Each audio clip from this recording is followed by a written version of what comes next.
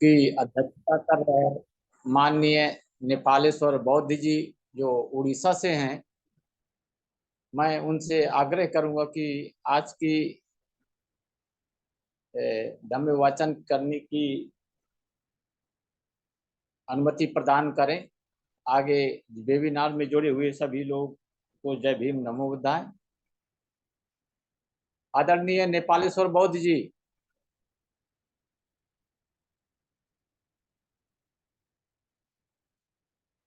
मेरी आवाज आ रही है?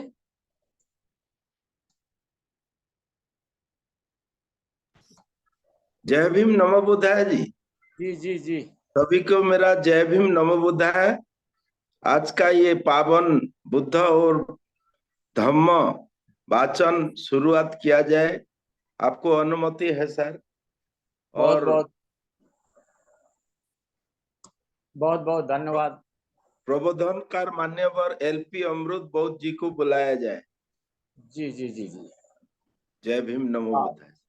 सर्वप्रथम मैं करुणा के सागर तथागत गौतम बुद्ध एवं डॉक्टर BR अम्बेडकर तथा बहुजन समाज में जन्मे सभी संतों महापुरुषों को वंदन नमन करता हूं तथा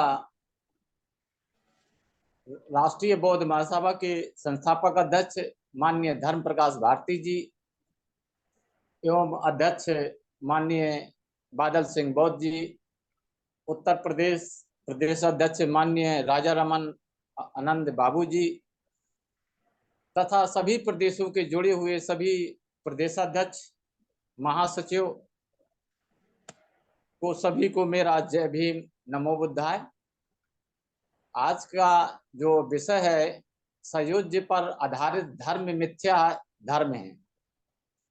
तो माननीय LP अमृत बौद्ध जी से मैं निवेदन करूंगा कि आप आए और आज का जो है बुद्ध और धम्म उनका वाचन करें। माननीय LP अमृत बौद्ध जी।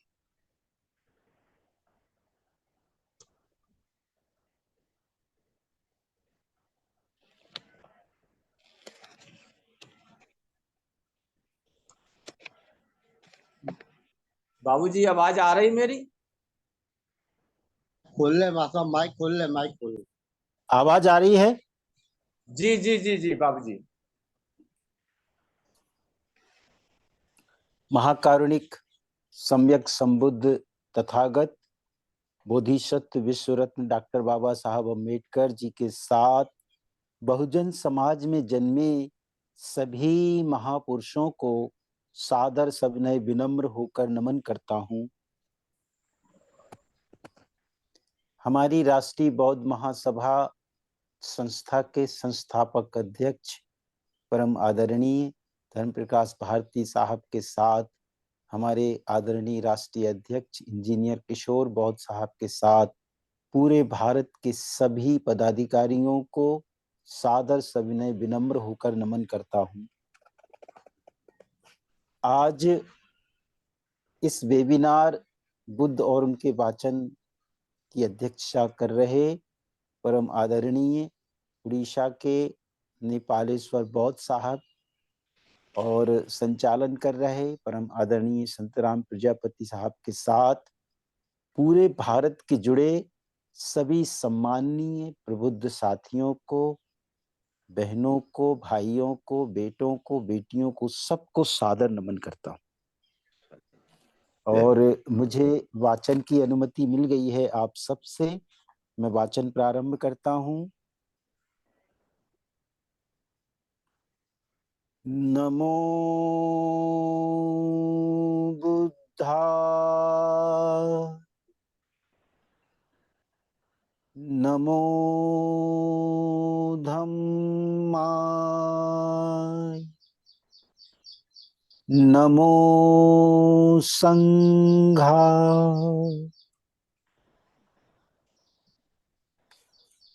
सम्मानित साथियों, आज बुद्ध और धम्म के वाचन में चौथा भाग और उसका हमारा आज का विषय है हिंदी में ब्रह्म सायुज्य पर आधारित धम्म मिथ्या धम्म है, और इसका इंग्लिश एडिशन है धम्मा based on union with Brahma is a false धम्मा। तो हमारे जो साथी हिंदी संस्करण देख रहे होंगे उनका पेज नंबर है 199, और जो अंग्रेजी संस्करण देख रहे होंगे उनका पेज नंबर है 256। तो मैं वाचन प्रारंभ करता हूं। जब तथागत बुद्ध अपने धम्म का प्रचार कर रहे थे, उस समय एक मत प्रचलित था जिसे अब हम वेदांत कहते हैं। इस धर्म के सिद्धांत थोड़े से हैं और सरल हैं।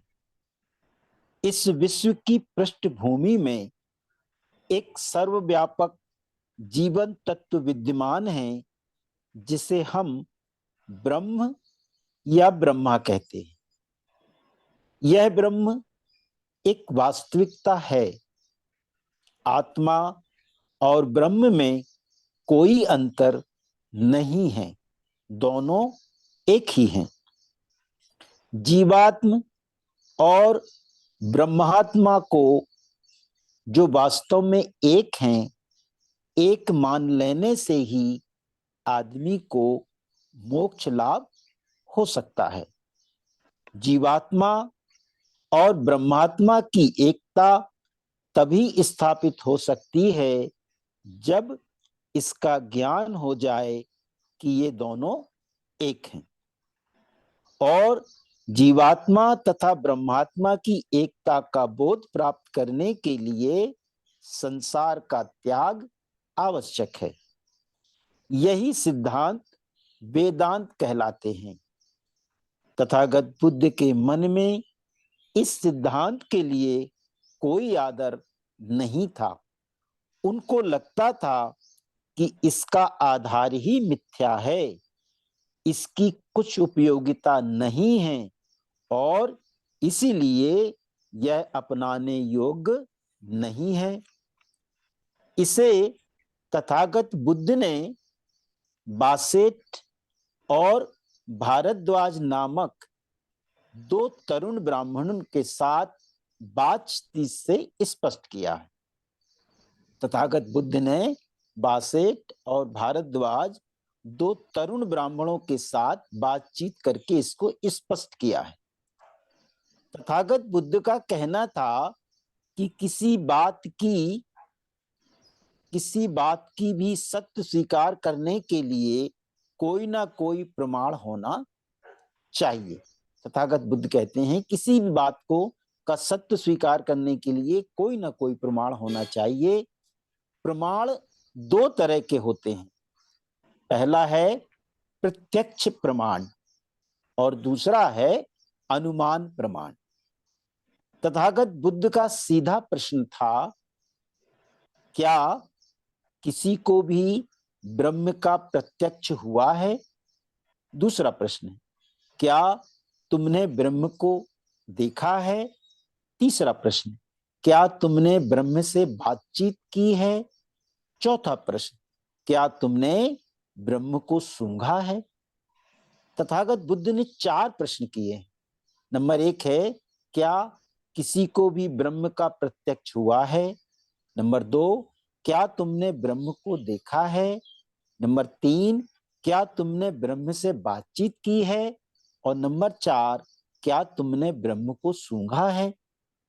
बासेट जी का उत्तर था नहीं। ब्रह्म के अस्तित्व का दूसरा अनुमान प्रमाण भी असंतोषजनक है।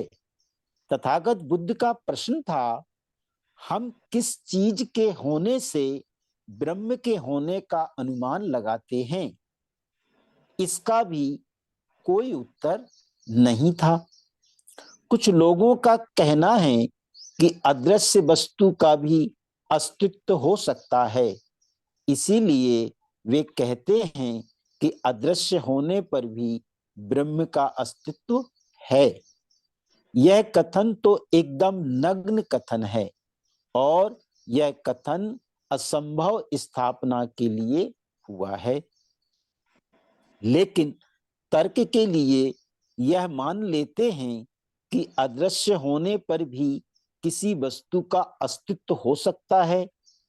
लोग कहते हैं कि इसका सबसे अच्छा उदाहरण बिजली है। यह अदृश्य है, लेकिन तब भी इसका अस्तित्व है। यह तर्क पर्याप्त नहीं है। किसी अदृश्य वस्तु को किसी दूसरे दृश्य के रूप में अपने आप को प्रकट करना चाहिए, तभी हम उसकी वास्तविकता स्वीकार कर सकते हैं। मैं इसको एक बार फिर से पढ़ देता हूं।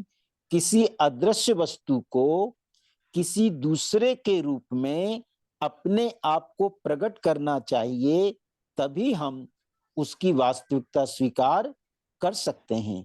लेकिन यदि कोई अदृश्य वस्तु किसी भी दूसरे दृश्य के रूप में अपने को प्रकट नहीं करती है, तो हम उसकी वास्तविकता स्वीकार नहीं कर सकते हैं। हम अदृश्य होने पर भी बिजली की वास्तविकता उससे उत्पन्न होने वाले परिणामों को देखकर स्वीकार करते हैं। बिजली से प्रकाश पैदा होता है। प्रकाश के होने से ही हम अदृश्य होने पर भी बिजली की वास्तविकता को स्वीकार करते हैं। वह कौन सी दृश्य चीज है जिसे यह अदृश्य ब्रह्म उत्पन्न करता है? उत्तर है कुछ नहीं। एक दूसरा उदाहरण दिया जा सकता है। बाबा साहब लिखते हैं कि एक दूसरा उदाहरण दिया जा सकता है। कानून में भी यह सामान्य बात है कि किसी एक बात को, किसी एक स्थापना को मान लिया जाता है, उसे सिद्ध ही नहीं किया जाता, वह केवल एक कानूनी कल्पना होती है। एक उदाहरण बाबा साहब लिखते हैं कि कानून में भी यह सामान्य बात है कि किसी एक बात को, किसी एक स्थापना को मान लिया जाता है, उसे सिद्ध नहीं किया जाता, वह केवल एक कानूनी कल्पना होती है। इस तरह की कानूनी कल्पना को हम सभी स्वीकार करते हैं। लेकिन इस तरह की कानूनी कल्पना क्यों स्वीकार की जाती है, यह भी प्रश्न है। इसका कारण यह है कि कानूनी कल्पना इसलिए स्वीकार की जाती है कि उससे न्याय संगत तथा उपयोगी परिणाम निकलता है। ब्रह्म को भी एक कल्पना मान लेते हैं, किंतु इससे कौन सा उपयोगी परिणाम निकलता है? बासेट और भारद्वाज के पास कोई उत्तर नहीं था। उनके दिमाग में यह अच्छी तरह कील ठोकने के लिए तथागत बुद्ध ने बासेट जी को संबोधित करके उनसे पूछा। तथागत बुद्ध बासेट जी से प्रश्न कर रहे हैं, उनसे पूछ रहे हैं कि क्या तुमने ब्रह्म को देखा है? क्या तीनों वेदों के जानकार ब्राह्मणों में से कोई भी एक ऐसा है जिसने ब्रह्म को आमने सामने देखा है? दूसरा प्रश्न। तब बासेट जी बोलते हैं, तथागत बुद्ध गौतम, निश्चय से नहीं। बासेट, क्या इन तीनों वेदों के जानकार ब्राह्मणों के आचार्यों में कोई एक भी है जिसने ब्रह्म को आमने सामने देखा हो? तब भी वासेठ जी उत्तर देते हुए कहते हैं, गौतम, निश्चय से नहीं। फिर से तथागत बुद्ध पूछते हैं, क्या इन ब्राह्मणों की पहले की 7 पीढ़ियों में भी कोई एक भी ब्राह्मण जिसने ब्रह्मा को आमने सामने देखा हो? यह प्रश्न करते जा रहे हैं तथागत। क्या इन ब्राह्मणों के पहले की 7 पीढ़ियों में भी कोई एक भी ब्राह्मण है जिसने ब्रह्म को आमने सामने देखा हो? तब भी बासेठ जी उत्तर देते हैं कि गौतम, निश्चय से नहीं। अच्छा, तो बासेठ, क्या ब्राह्मणों के पुराने ऋषियों ने कभी कहा है हम ब्रह्म को जानते हैं, हमने ब्रह्म को देखा है, हम जानते हैं कि वह कहाँ है, किधर है, ऐसा प्रश्न तथागत बुद्ध कर रहे हैं। बासेठ जी उत्तर दे रहे हैं कि गौतम नहीं। तथागत बुद्ध ने उन दोनों ब्राह्मण तरुणों से प्रश्न पूछना जारी रखा। तो वासेठ जी, अब तुम्हें कैसा लगता है? तथागत बुद्ध फिर से प्रश्न कर रहे हैं कि अब तुम्हें कैसा लगता है? यदि ऐसा ही है तो क्या तुम्हें यह नहीं लगता कि ब्रह्म सायुज्य की, ब्राह्मणों की यह सारी बातचीत ही मूर्खतापूर्ण बातचीत है? वासेठ, जैसे कोई अंधों की कतार हो, ना आगे चलने वाला अंधा देख सकता हो, ना बीच में चलने वाला अंधा देख सकता हो, और ना पीछे चलने वाला अंधा देख सकता हो, इसी तरह बासेठ, मुझे लगता है कि ब्राह्मणों का कथन केवल अंधा कथन है। ना आगे चलने वाला देखता है, ना बीच में चलने वाला देखता है, और न पीछे चलने वाला देखता है।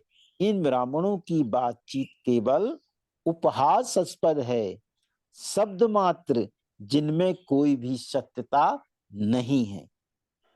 बासेठ जी फिर से तथागत बुद्ध प्रश्न पूछते हैं कि क्या यह ठीक ऐसा ही नहीं है जैसे किसी आदमी का किसी स्त्री से प्रेम हो गया हो जिसे उसने कभी देखा ना हो?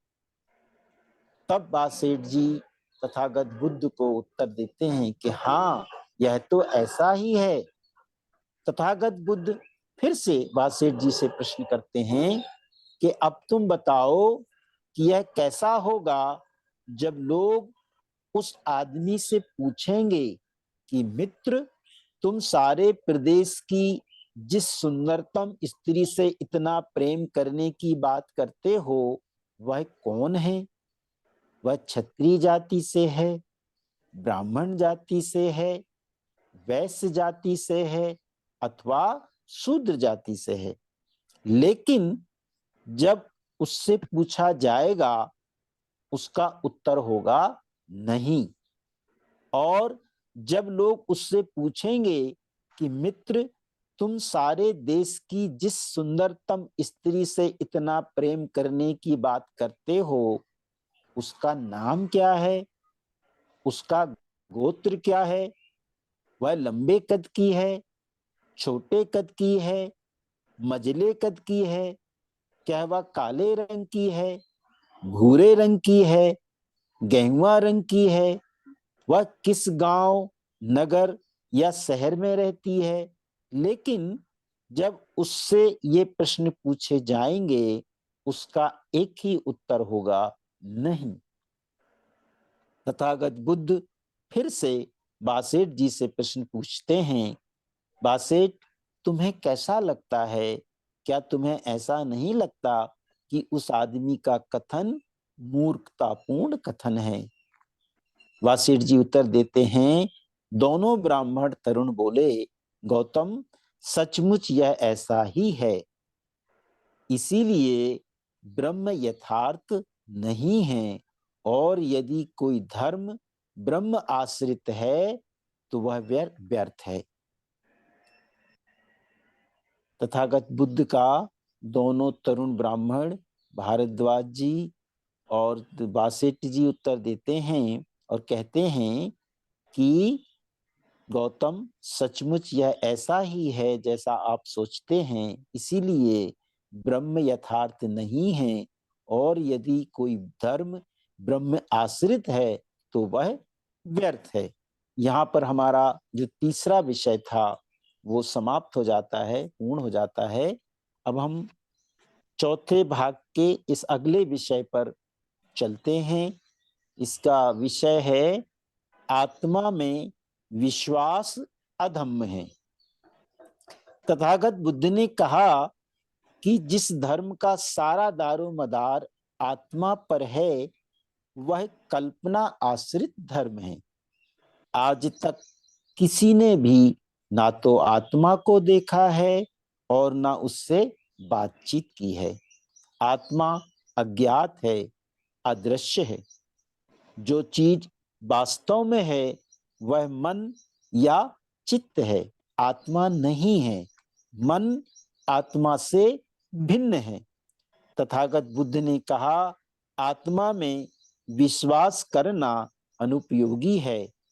इसीलिए जो धर्म आत्मा पर आश्रित है वह अपनाने योग्य नहीं है। ऐसा धर्म केवल मिथ्या विश्वास का जनक है। तथागत बुद्ध ने इस बात को यूं ही नहीं छोड़ दिया। तथागत बुद्ध ने इसकी इसकी अच्छी तरह चर्चा भी की।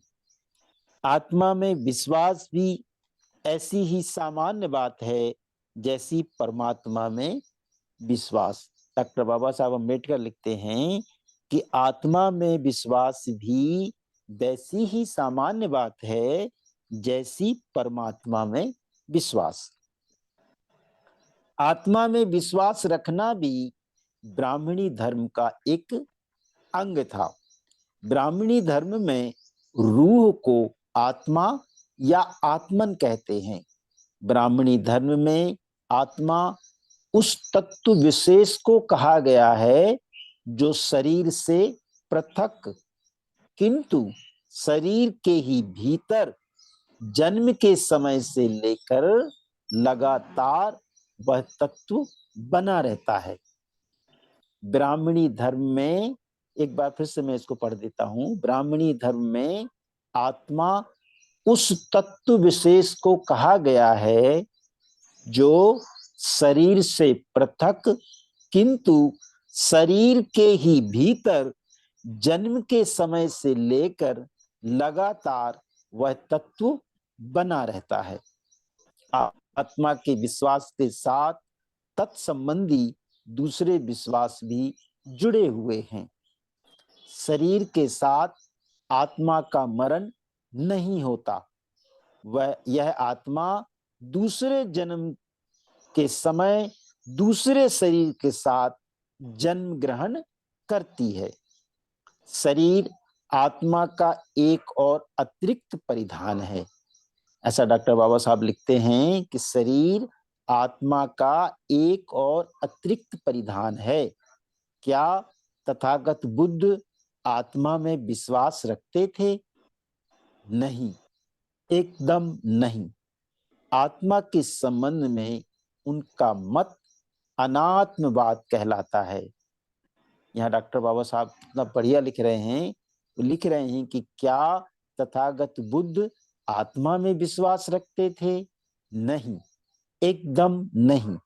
आत्मा के संबंध में उनका मत अनात्मवाद कहलाता है। यह एक अशरीरी आत्मा को स्वीकार कर लिया जाए तो उसके संबंध में बहुत से प्रश्न पैदा होते हैं। अगर एक बिना शरीर की आत्मा को स्वीकार कर लिया जाए तो उसके संबंध में जो प्रश्न पैदा होते हैं वो प्रश्न तथागत बुद्ध यहाँ विवरण में कर रहे हैं। डॉक्टर बाबा साहब लिखते हैं, पहला प्रश्न, आत्मा क्या है? दूसरा प्रश्न, आत्मा का आगमन कहां से हुआ है? तीसरा प्रश्न, शरीर के मरने पर इसका क्या होता है? चौथा प्रश्न, यह कहां जाता है?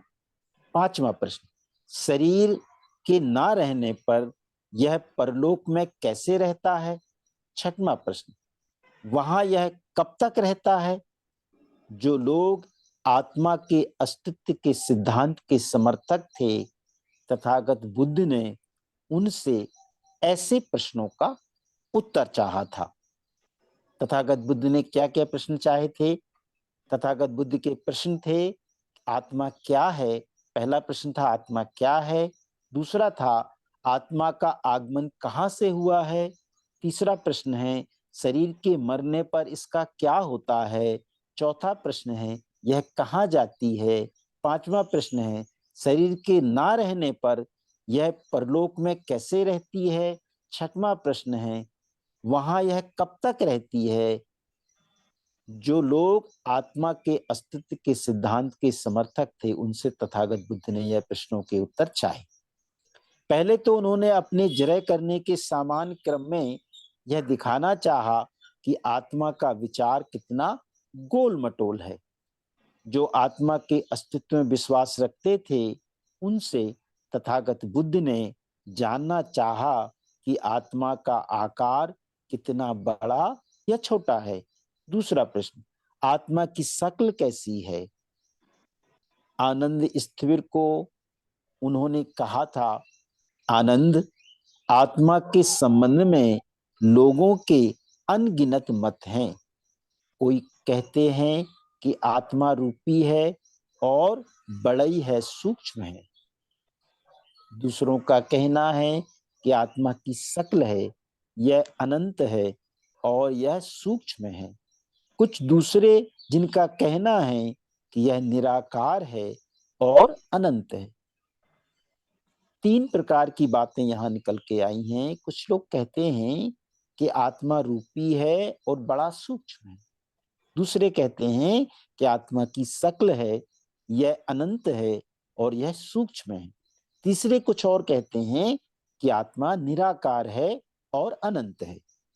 आनंद, आत्मा के बारे में नाना तरह के मत हैं। तथागत बुद्ध ऐसा कह रहे हैं, जो लोग आत्मा के अस्तित्व में विश्वास करते हैं, उनकी आत्मा की कल्पना क्या है। यह भी तथागत बुद्ध का एक प्रश्न था कि जो लोग आत्मा के अस्तित्व में विश्वास करते हैं, उनकी आत्मा की कल्पना क्या है। कोई कहते हैं कि हमारी आत्मा अनुभव क्रिया है। दूसरे कहते हैं नहीं, आत्मा अनुभव क्रिया नहीं है, आत्मा अनुभव क्रिया है।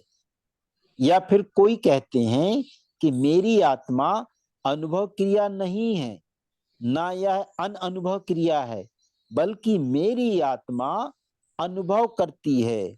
मेरी आत्मा का गुण अनुभव करना है। आत्मा के बारे में इस तरह की नाना कल्पनाएं हैं। तथागत बुद्ध ने जो प्रश्न किया, उसमें से कुछ लोगों का कहना है कि आत्मा सुख दुख अनुभव क्रिया है। दूसरे कहते हैं कि नहीं, आत्मा अनुभव क्रिया नहीं है, आत्मा अनुभव क्रिया है।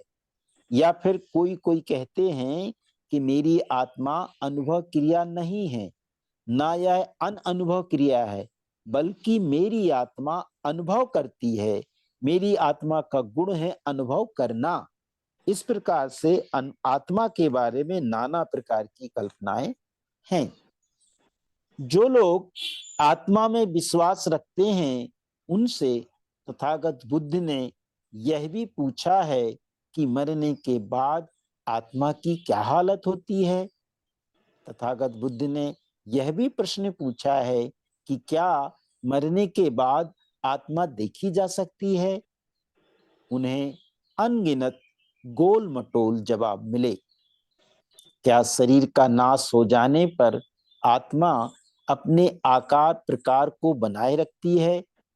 उन्होंने देखा कि इस एक प्रश्न के 8 काल्पनिक उत्तर थे। तथागत बुद्ध ने यह देखा कि इस एक प्रश्न के 8 काल्पनिक उत्तर थे।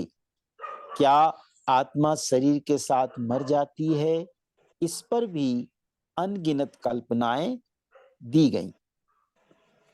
तथागत बुद्ध ने यह भी पूछा है कि शरीर के मरने के बाद आत्मा सुखी रहती है या दुखी रहती है। फिर से प्रश्न कर रहे हैं तथागत बुद्ध, क्या आत्मा शरीर की मृत्यु के बाद सुखी रहती है। इस विषय में भी श्रमणों और ब्राह्मणों के भिन्न भिन्न मत थे। इस विषय में भी, जिस विषय है कि क्या आत्मा सुखी रहती है, क्या आत्मा दुखी रहती है, क्या आत्मी मृत्यु के बाद आत्मा सुखी रहती है, इस विषय में भी श्रमणों और ब्राह्मणों के भिन्न भिन्न मत थे। कुछ का कहना था कि यह एकदम दुखी रहती है, कुछ का कहना था कि सुखी रहती है। कुछ का कहना था कि यह सुखी भी रहती है और दुखी भी रहती है। कुछ का कहना था कि ना यह सुखी रहती है और ना यह दुखी रहती है। अलग अलग सबके मत थे।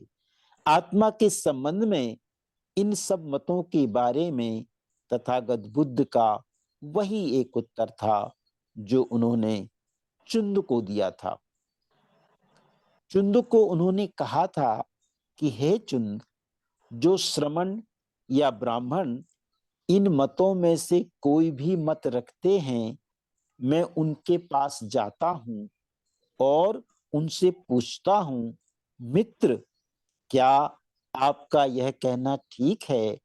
और यदि वे उत्तर देते हैं हाँ, मेरा मत ही ठीक है, शेष सब बेहुदा है, तो मैं उनके इस मत को नहीं मानता। ऐसा क्यों? क्योंकि इस विषय में लोगों के नाना मत हैं। मैं उनमें से किसी भी एक मत को अपने मत से श्रेष्ठ मानने की बात ही नहीं, उनके अपने मत के समान स्तर भी नहीं मानता हूं। तथागत बुद्ध कहते हैं कि जो लोगों के नाना प्रकार के मत हैं, मैं उनमें से किसी भी एक मत को अपने मत से श्रेष्ठ मानने की तो बात ही नहीं, उनके मत के समान स्तर पर भी नहीं मानता। अब महत्वपूर्ण प्रश्न यह है कि आत्मा के अस्तित्व के सिद्धांत के विरुद्ध तथागत बुद्ध ने कौन कौन से तर्क दिए हैं। तथागत बुद्ध ने आत्मा के विरुद्ध भी सामान्य रूप से वे ही तर्क दिए हैं जो उन्होंने परमात्मा के विरुद्ध दिए हैं। उनका एक तर्क तो यही था कि आत्मा की चर्चा उतनी ही बेकार या अनुपयोगी है जितनी परमात्मा की चर्चा। तथागत बुद्ध का यह तर्क है कि आत्मा की चर्चा उतनी ही बेकार या अनुपयोगी है जितनी परमात्मा की चर्चा। उनका तर्क था कि आत्मा के अस्तित्व में विश्वास सम्यक दृष्टि के विकास में उतना ही बाधक है जितना परमात्मा का विश्वास। तथागत बुद्ध का दूसरा तर्क है कि आत्मा के अस्तित्व में विश्वास सम्यक दृष्टि के विकास में उतना ही बाधक है जितना परमात्मा का विश्वास। उनका तर्क था कि आत्मा में विश्वास भी उतनी ही मिथ्या विश्वास का घर है जितना परमात्मा में विश्वास।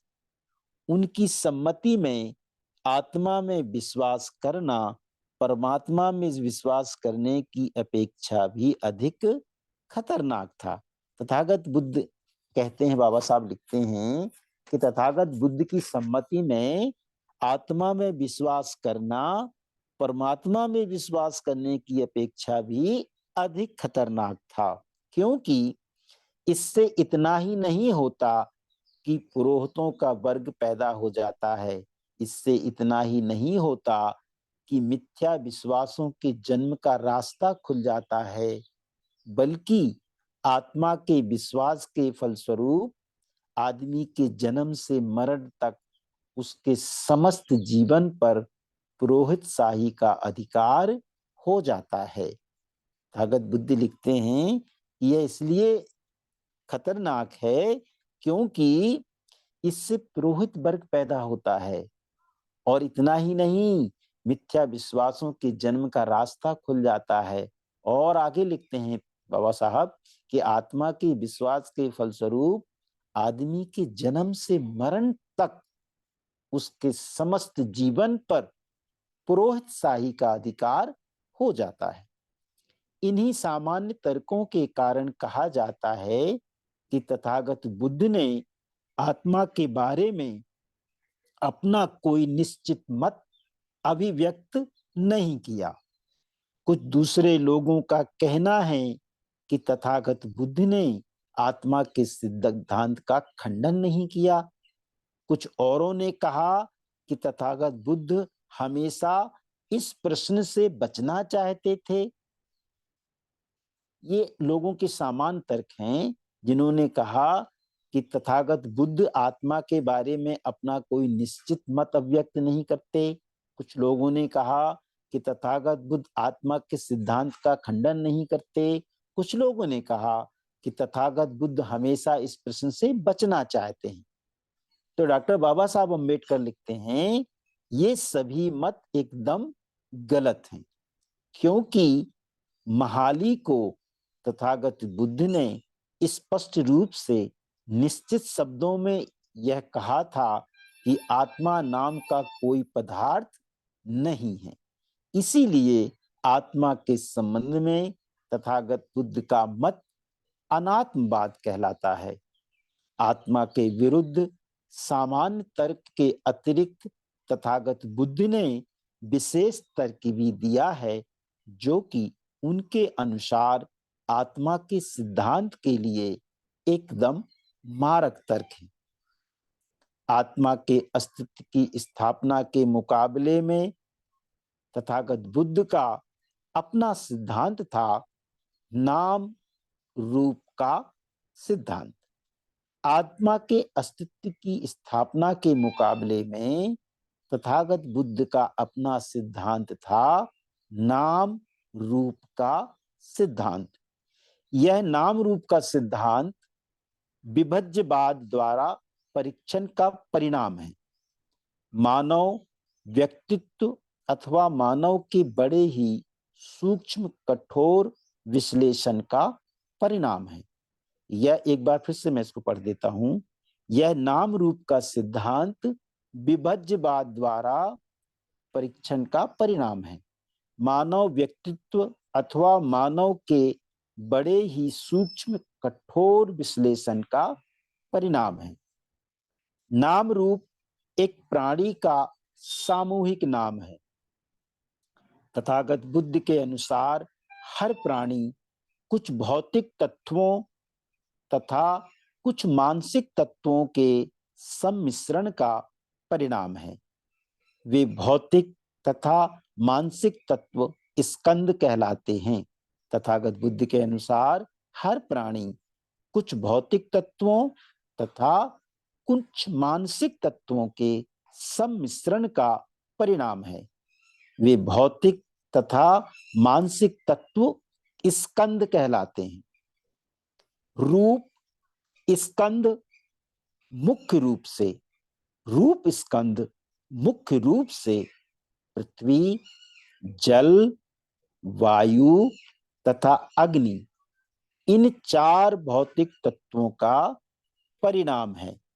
रूप स्कंद के बारे में डॉक्टर बाबा साहब लिखते हैं कि रूप स्कंद यानी मुख्य रूप से पृथ्वी, जल, वायु तथा अग्नि, इन चार भौतिक तत्वों का परिणाम है। वे रूप अथवा शरीर हैं। रूप स्कंद के अतिरिक्त चित्त नाम का स्कंद है, जिससे एक प्राणी की रचना होती है। रूप स्कंद के अतिरिक्त चित्त नाम का स्कंद है, जिससे एक प्राणी की रचना होती है। इस नाम स्कंद को हम विज्ञान भी कह सकते हैं। तथागत बुद्ध ने, डॉक्टर बाबा साहब अम्बेडकर ने यहाँ चित्त चेतना को विज्ञान भी कहने का मत है उनका। इस नाम स्कंद को हम विज्ञान भी कह सकते हैं, चेतना भी कह सकते हैं। इस नाम स्कंद के अंतर्गत वेदना क्या है, उसको डॉक्टर बाबा साहब लिखते हैं कि 6 इंद्रियों तथा उनके विषयों के संपर्क से उत्पन्न होने वाली अनुभूति। डॉक्टर बाबा साहब ने वेदना की व्याख्या की है कि 6 इंद्रियों तथा उनके विषयों के संपर्क से उत्पन्न होने वाली अनुभूति वेदना है। दूसरी चीज है संज्ञा और तीसरी चीज है संस्कार। ये 3 बातें विज्ञान भी इन तीनों के साथ शामिल किया जाता है। इस प्रकार पूर्व के तीन इन शब्दों को मिलाकर नाम स्कंद होता है। एक आधुनिक मानस शास्त्र वेत्ता कदाचित इसे इस रूप में कहना पसंद करेगा कि चित्त ही वह मूल स्रोत है जिससे सभी चैतसिक उत्पन्न होते हैं। विज्ञान को तथागत बुद्ध के द्वारा डॉक्टर बाबा साहब अम्बेडकर लिखते हैं कि विज्ञान को वेदना के साथ शामिल किया जा सकता है, विज्ञान को संज्ञा के साथ शामिल किया जा सकता है, विज्ञान को संस्कार के साथ शामिल किया जा सकता है। विशेष का नाम ही चित्त हो जाता है। विज्ञान किसी भी प्राणी का केंद्र बिंदु है। विज्ञान यानी चित्त, चेतना किसी भी प्राणी का केंद्र बिंदु है। पृथ्वी, जल, अग्नि और वायु, इन चार तत्वों के सम्मिश्रण से विज्ञान उत्पन्न होता है। पृथ्वी, जल, अग्नि और वायु, इन चार तत्वों के सम्मिश्रण से विज्ञान उत्पन्न होता है। तथागत बुद्ध द्वारा प्रतिपादित विज्ञान की उत्पत्ति के इस सिद्धांत पर एक आपत्ति उठाई जाती है जो इस सिद्धांत के विरोधी है। वे पूछते हैं कि विज्ञान की उत्पत्ति कैसे होती है, विज्ञान या चित्त की उत्पत्ति कैसे होती है। यह सत्य है कि आदमी के जन्म के साथ विज्ञान की उत्पत्ति होती है और आदमी के मरण के साथ विज्ञान का नाश हो जाता है। विज्ञान को यहाँ अपन चित्त, चेतना समझ सकते हैं, लेकिन साथ ही क्या यह कहा जा सकता है कि विज्ञान चार तत्वों के सम्मिश्रण का परिणाम है? तथागत बुद्ध ने इसे इस रूप में नहीं कहा। तथागत बुद्ध ने इसे इस रूप में नहीं कहा कि भौतिक तत्वों की सह स्थिति अथवा उनके सम्मिश्रण से विज्ञान की उत्पत्ति होती है।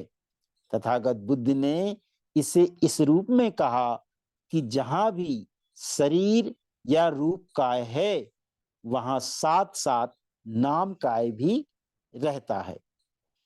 इस बात को डॉक्टर बाबा साहब अम्बेडकर ने बहुत अच्छे उदाहरण से समझाया है।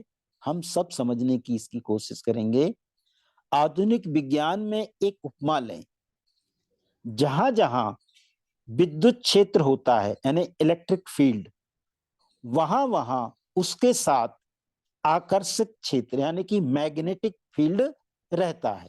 एक एग्जाम्पल बाबा साहब देते हैं कि जहां जहां विद्युत क्षेत्र है, जहां जहां इलेक्ट्रिक फील्ड है, वहां मैग्नेटिक फील्ड भी रहता है, आकर्षण का क्षेत्र। कोई नहीं जानता कि यह आकर्षण का क्षेत्र किस प्रकार उत्पन्न होता है या किस प्रकार अस्तित्व में आता है, लेकिन जहां जहां विद्युत क्षेत्र होता है वहां वहां यह उसके साथ अनिवार्य रूप से रहता है। शरीर और विज्ञान में भी हम कुछ कुछ इसी प्रकार का संबंध क्यों ना मान लें। विद्युत क्षेत्र की अपेक्षा उसका आकर्षण क्षेत्र विद्युत क्षेत्र द्वारा प्रेरित इंड्यूस्ड क्षेत्र कहलाता है, इंड्यूस्ड फील्ड यानी प्रेरित क्षेत्र कहलाता है। तो फिर हम विज्ञान यानी चित्त को भी रूप काय की दृष्टि से उनके द्वारा प्रेरित क्षेत्र क्यों ना कहें। आत्मा के विरुद्ध तथागत बुद्ध का तर्क यही समाप्त नहीं होता, अभी विशेष महत्वपूर्ण वक्तव्य शेष है। जब विज्ञान, चित्त या चेतना का उदय होता है तभी आदमी जीवित प्राणी बनता है। इसीलिए विज्ञान, चित्त, चेतनता आदमी के जीवन में प्रधान वस्तु है। विज्ञान की प्रकृति है ज्ञान मूलक, भावना मूलक और क्रियाशील। विज्ञान को हम ज्ञान मूलक उस समय कहते हैं जब यह हमें कुछ जानकारी देता है, कुछ ज्ञान प्रदान करता है। वह ज्ञान रुचिकर भी हो सकता है और अरुचिकर भी हो सकता है। वह अपने भीतर घटने वाली घटनाओं का भी हो सकता है, बाह्य घटनाओं का भी हो सकता है। विज्ञान को हम भावना मूलक उस समय कहते हैं जब यह चित्त की उन अवस्थाओं से उपस्थित रहता है जो अनुकूल अनुभूतियां भी हो सकती हैं। मैं इसको एक बार फिर से पढ़ देता हूँ। विज्ञान को हम भावना मूलक उस समय कहते हैं जब यह चित्त की उन अवस्थाओं में उपस्थित रहता है जो अनुकूल अनुभूतियों भी हो सकती हैं और प्रतिकूल अनुभूतियां भी, जब भावना मूलक ज्ञान वेदना की उत्पत्ति का कारण बनता है। भावना मूलक ज्ञान वेदना की उत्पत्ति का कारण बनता है। विज्ञान अपनी क्रियाशील अवस्था में आदमी को उद्देश्य विशेष की सिद्धि के लिए कुछ करने की प्रेरणा देता है। क्रियाशील विज्ञान ही संकल्पों का, इरादों का जनक है। इस प्रकार यह स्पष्ट है कि एक प्राणी की जितनी भी क्रियाएं हैं वे या तो विज्ञान के द्वारा अथवा विज्ञान के परिणाम स्वरूप पूरी होती हैं। इस विश्लेषण के बाद तथागत बुद्ध प्रश्न करते हैं कि वह कौन सा कार्य है जो आत्मा के करने के लिए बचा रहता है। आत्मा के जो कार्य माने जाते हैं वे सब तो विज्ञान यानी चित्त द्वारा हो जाते हैं। जिसका कुछ कार्य ही नहीं, ऐसा आत्मा एक बेहुदगी है। जिसका कोई कार्य ही नहीं, तथागत बुद्ध कहते हैं, बाबा साहब लिखते हैं कि जिसका कोई कार्य, कुछ कार्य ही नहीं, ऐसी आत्मा एक बेहुदगी है। इस प्रकार तथागत बुद्ध ने आत्मा का अस्तित्व असिद्ध किया है। यही कारण है कि आत्मा का अस्तित्व स्वीकार करना अधम्म है। तथागत बुद्ध ने इस बात को स्पष्ट कर दिया कि आत्मा के अस्तित्व को स्वीकार करना भी अधम्य है। और यहाँ पर ये आज का वाचन हमारा पूर्ण होता है। आप सब ने मुझे बहुत ध्यान से सुना। आप सबको बहुत बहुत बहुत बहुत साधुवाद। नमो बुद्धाय। जय भीम, जय भारत, जय संविधान। बहुत बहुत साधुवाद अमृतलाल बौद्ध जी, जो अपने अमृतमय वाचन से जो है हमको बुद्ध और उनका वचन करा करके हमें प्रफुल्लित कर दिया और हमें तथागत बुद्ध की राहों पे चलने को मजबूर किया। जैसा कि तथागत बुद्ध ने पहले भी कहा था कि हमारा शरीर जो है 4 भौतिक तत्वों से बना हुआ है, जल, वायु, पृथ्वी, अग्नि।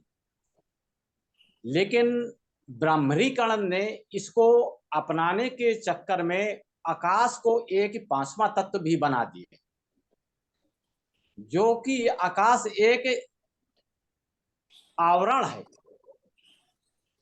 कोई मुख्य नहीं है। तो उनका ब्राह्मणीकरण का यही एक अवसर अपनाने का रहा कि हम इनको कुछ ना कुछ घोल मटोल उसमें मिलाते रहें और इनको जो है अपना वो करते रहें। जैसे कि बुद्धिज्म भी की आत्मा और परमात्मा एक ही है। जो हमने परमात्मा को देखा नहीं, आत्मा को देखा नहीं, जो देखा नहीं तो उसको माने कैसे।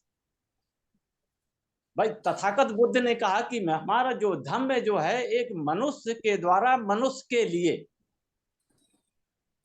जो अच्छा करे, करने की प्रेरणा दे, उससे हमें ज्ञान मिले, वही ईश्वर है, वही परमेश्वर है, वही तथागत है, वही सत्य है, तो वही बुद्ध है। अब मैं आगे कुछ ना बोलते हुए आज की अध्यक्षता कर रहे माननीय नेपालेश्वर बौद्ध जी से आग्रह चाहूंगा कि आए और अपना अध्यक्ष वाचन करें। माननीय नेपालेश्वर बौद्ध जी।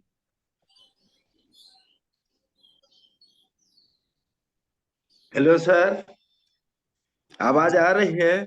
जी जी जी।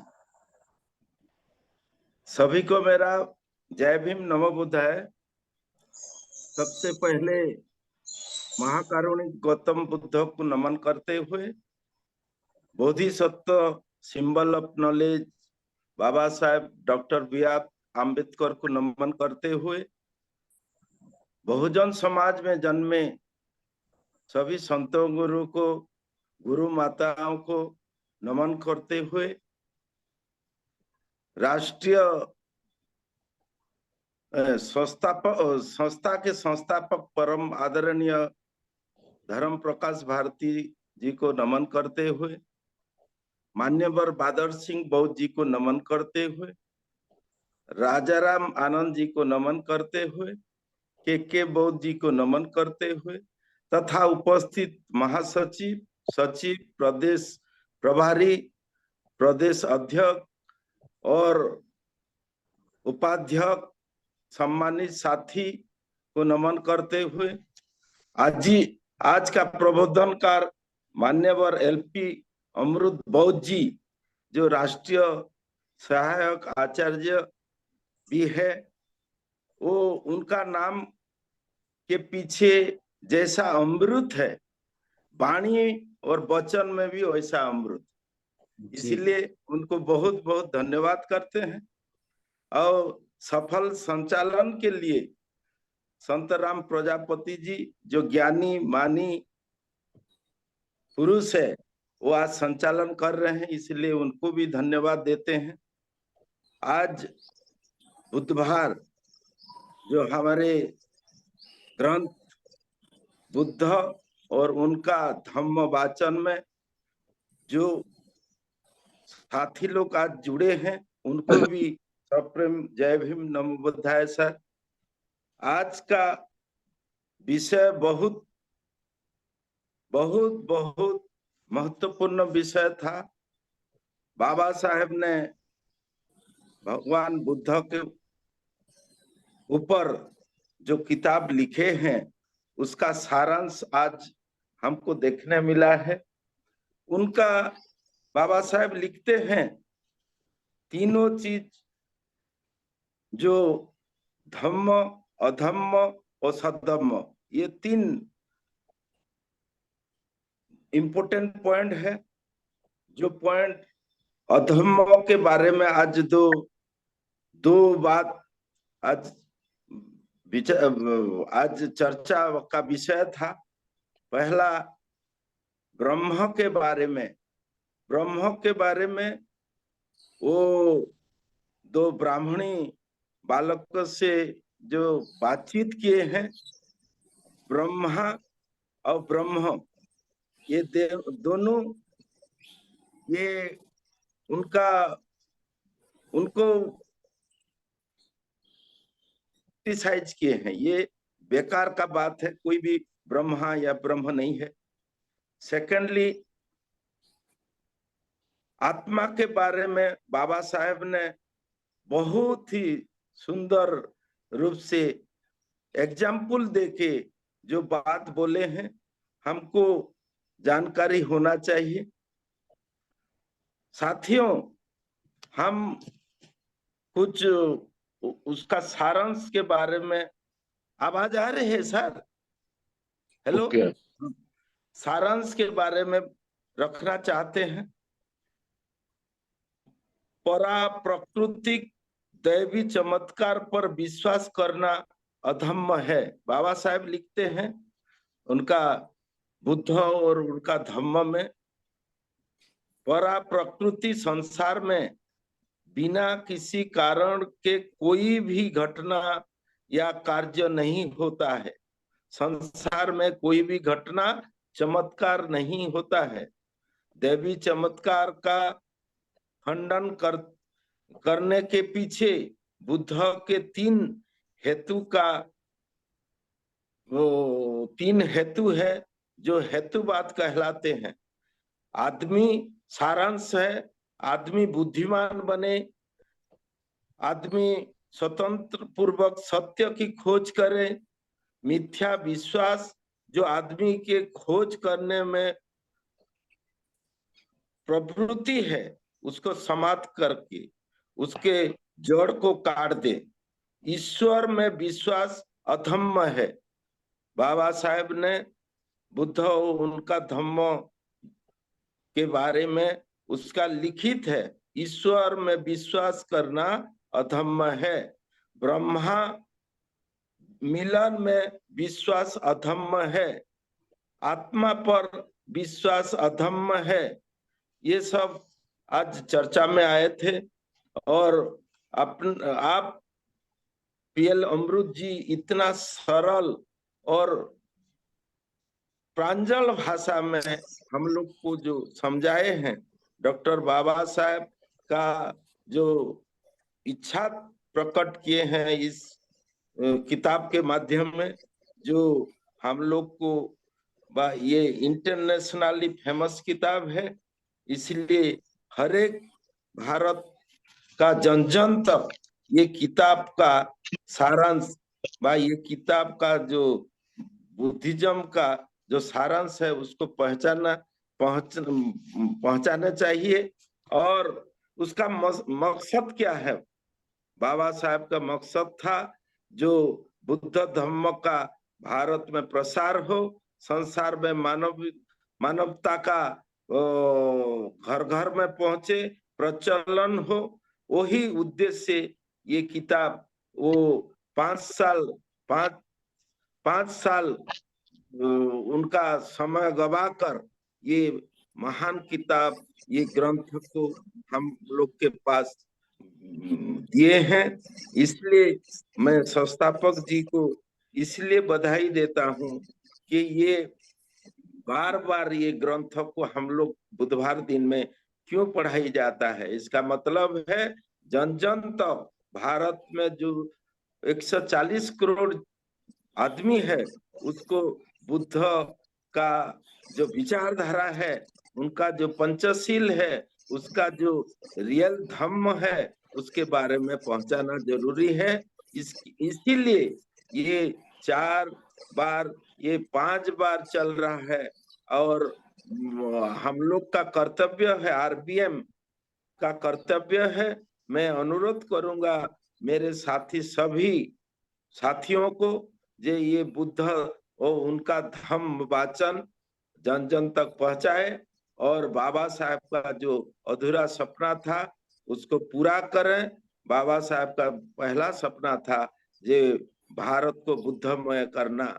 इसलिए बुद्धमय करना कि भारत में सदाचार, मानविकता, इक्वालिटी, लिबर्टी एंड फ्रेटर्निटी का उत्पन्न हो, प्रसार प्रचार।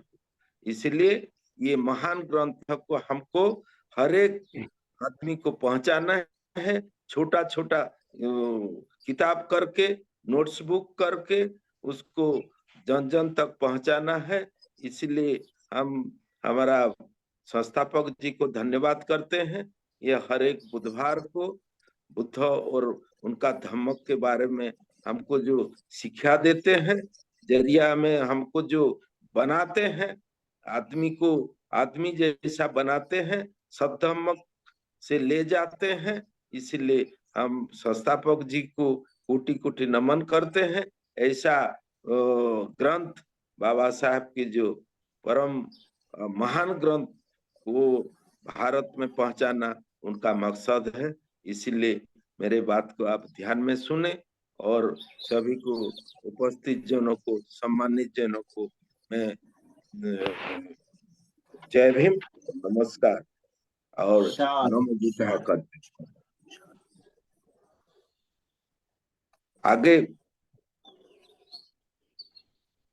आगे संस्थापक जी को थोड़ा अनुरोध करते हैं, वो 2 शब्द आशीर्वचन दे। जी बस सभी का धन्यवाद। और अब सभ्य सत्ता करा दो, टाइम हो गया है। Okay sir.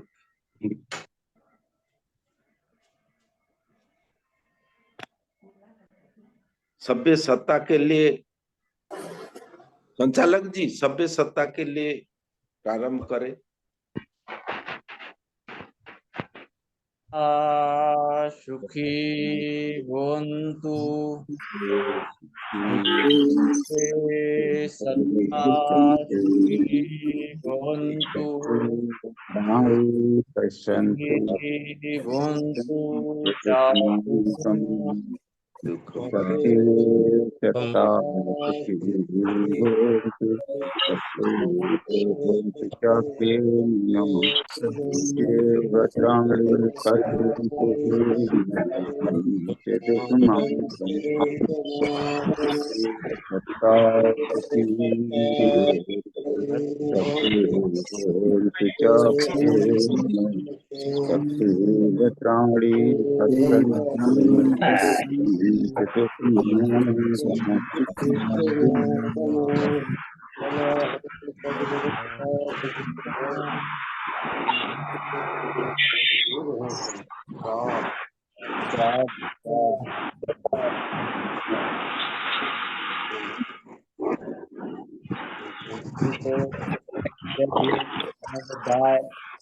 सभी को नमो बुद्धाय जय भीम, नमो बुद्धाय जय भीम। नमो बुद्धाय। सबका कल्याण हो, सबका सबका मंगल हो। मंगल हो, सबका मंगल हो।